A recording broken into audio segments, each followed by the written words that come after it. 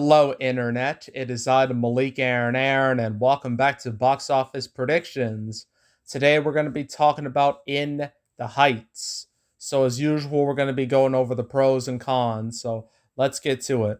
Pros: Lin Manuel Miranda. I assume most of you know who this man is.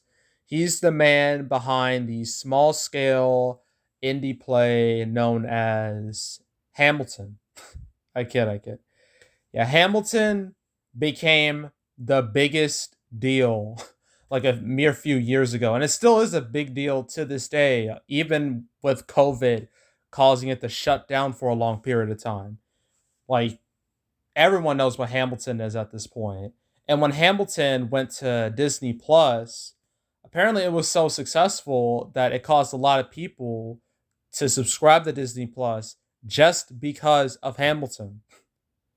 Like, that's how valuable Lin Manuel Miranda's name is. And they made sure to put his name on all the promotional material, all the posters, ads, everything. They specifically put from the man behind Hamilton because they knew exactly what they were doing, and it's smart because many people know what Hamilton is. It's a widely recognizable property. So to put that on all the ads for In the Heights makes people think, oh, that's the guy who did Hamilton. Oh, he's big. Sweet. I should watch this movie. And I bet all of his fans are definitely going to see this movie. No question about it.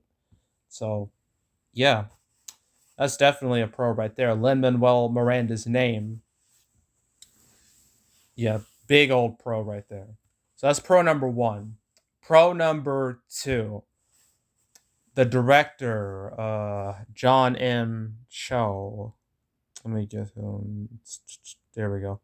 Okay, well, his track record is not the greatest. It's extremely uh inconsistent. He made the Step Up movies, Justin Bieber documentaries, G.I. Joe Retaliation, that Sin, known as Jim and the Holograms, and Now You See Me Too, which I heard was bad. But his previous movie, before In the Heights, Crazy Rich Asians, now that movie right there, made him valuable. After all those duds, he finally found a movie that gave him some street cred. Because Crazy Rich Asians, if you remember from 2018, that movie was a big deal. It made quite a bit of money, especially in August. In fact, domestically, it made more money than some of the bigger movies of that summer. Like, say, if I remember correctly, there was Skyscraper with The Rock. Does anyone remember that? I sincerely doubt it. Made more than that. And Skyscraper was way, way, way, way, way more expensive. So, yeah, like Crazy Rich Asians, big hit, critically, commercially. And they made sure to put that on the advertising too, because a lot of people like that movie. So anyone who watched that movie is going to be interested in the director's next movie. So, yeah, again, another pro right there. Despite John Mim choose his rocky track record, his previous movie will definitely, help people, will definitely, make people want to watch this one. So, yeah, I would consider that another pro. Third pro, this is a musical, obviously. The musical genre has been booming since the last decade. I mean, there have been so many examples of successful musicals, at least in theaters. There's where do I even begin? Let's see. There's Hairspray, Mamma Mia, Les Mis, Greatest Showman, all the Disney musicals, or at least most of them. So, yeah, like musicals, humongous draw. People love them to death. I personally am not one of those people. I have some issues with musicals about how unrealistic they can be, how ludicrous they can be at times, but I can't deny their appeal. Like, these movies appeal to a lot of people. I mean, sure, we do have duds here and there, like Cats. Who can forget that disaster piece? But for the most part, musicals, humongous draw. Like people love these things. So obviously, this movie's gonna draw the musical crowd. So that's another pro it has going for it. So yeah, third pro right there. It's a musical. Musical's been doing great since the mid early 2000s, I think. Although maybe earlier than that.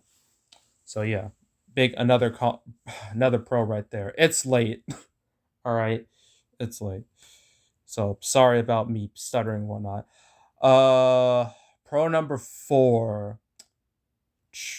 Well, competition is pretty light for this movie.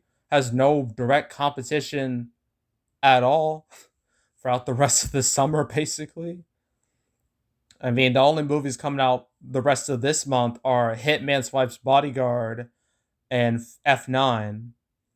And I don't think those two movies are really going to steal in the Heights audience. At least I don't think so, because they're completely different genres. So yeah, I think this movie's going to have very long legs because, it's has no direct competition at all for a long, long, long time. So yeah, that's an easy pro right there. Lack of direct competition. And also, fifth pro, reviews are spectacular. They're in the high 90s. So I bet that's going to make a lot of people watch the movie. So yeah, that's definitely another pro. And I think that's it for the pros. Cons, HBO Max. This is another HBO Max experiment movie. Will it hurt this movie? Will it prevent this movie from going from reaching the stars or being as successful as it could be? Well, that's hard to say because unlike say Those Who Wish Me Dead, this movie feels more theatrical than that movie or some of the other HBO Max movies. This feels more like a movie that needs to be seen in theaters than some of the others. Hell, there was like a poll from Fandango that said like 96% of people like are saying like this will be the movie they'll go back to the theaters to see. Like that's a lot. That says a whole lot right there. That's even with the HBO Max option. So maybe it won't hurt it too much. Maybe this could be a weird situation where people watch it in theaters first and then watch it on HBO Max later on rather than watching on HBO Max first and then watching in theaters later on. But I don't know. But yeah, the HBO Max release makes things very questionable. So yeah, I would consider that a con, maybe. Anything else I can say? Oh, it's opening on a Thursday. I didn't even know that until today. It kind of shocked me. I saw it, I was checking out HBO Max just to search and just to search the catalog, all the movies and shows on there. And I saw it on there already. I'm just like, wait, I thought this was supposed to come out on Friday. Did I miss something? And then it turns out it came out today, and I'm just like, what the heck? When did this happen? So that must have been a super last minute decision because I had zero clue about it. And releasing a movie on a Thursday is kind of a rarity nowadays. Like sometimes, like movies like a decade ago used to do it. Like I don't know, the Star Wars prequels, they all did it. Well, episode 2 and 3, they did it. Uh, there was Matrix Reloaded that had a Thursday release. What else had a Thursday release? Hangover 2 did. But yeah, that doesn't happen anymore unless it's like a holiday or something. But yeah, that could, well, it'll probably have a slowish opening day, maybe, and then it'll grow more over the weekend. That's what usually happens. But yeah, yeah, I would consider that a con. It's just that the release date change was so last minute. I didn't even realize it. Oh, I forgot another pro is the fact that this movie is has a very upbeat tone to it, a very upbeat, positive atmosphere around it, which is good considering we've been in the shit show known as the COVID-19 pandemic for over a year. It's caused a lot of misery and depression and agony. So it's nice to watch a movie that's fun, that's positive, that's joyful. And I think that's going to be a humongous draw for this movie too. It actually looks like a good time. So yeah, that's a big old pro right there. Again, so yeah, I think that's it for pros and cons. So opening weekend, I have to make it a 4-day prediction now. So, uh, it's hard with the HBO Max thing. I'm going to say this movie has the potential to open higher than Conjuring 3 and Mortal Kombat. I don't see it opening that much higher than Godzilla vs. Kong, at least for its 3-day opening. I can see this cracking 30 million. I can see it happening. It's certainly possible. So, yeah, I'm going to say 30 million for the 3-day, maybe 35 million. 35 million for the 4-day, I think is reasonable. 35 million for the 4-day. And then overall, I assume it's gonna have long legs, although that might not be the case because HBO Max movies have been quite front loaded.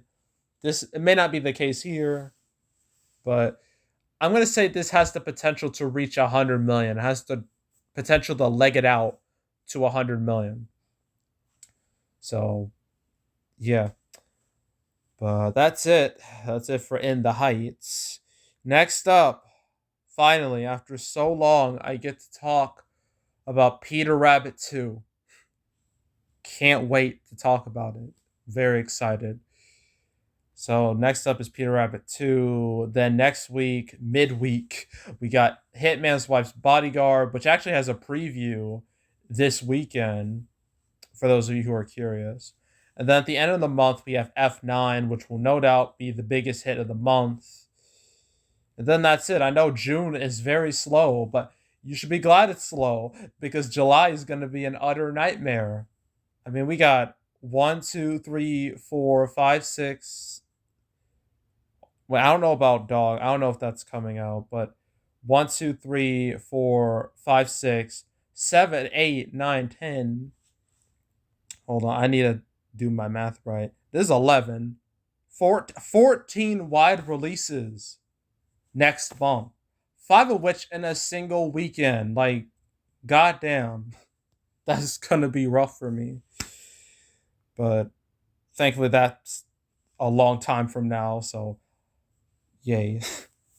But, anywho, that's it. That's all. Make sure to subscribe, like this video, leave a comment, turn on notifications, share the whole drill.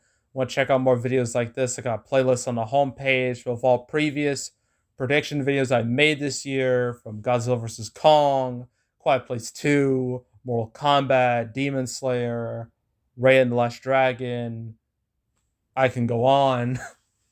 So if you want to watch any of those or any of my past prediction videos from years ago, like from 2019 or 2020, you can go right ahead. It's also the canceled series where I go over all the movies that were supposed to come out but didn't. Nothing's been happening recently when it comes to movie delays, which is good. So I think the cancel series is kind of on hold right now. But if you want to check out any of those past episodes, all 68 of them, that way you're up to date on what's going on with all these movies. You can go right ahead. And there's also box office recaps where I go over the box office results for any particular month. The June recap will come out first thing in July. And yeah. Anywho, and yeah, that's it. That's all. I am out. Goodbye.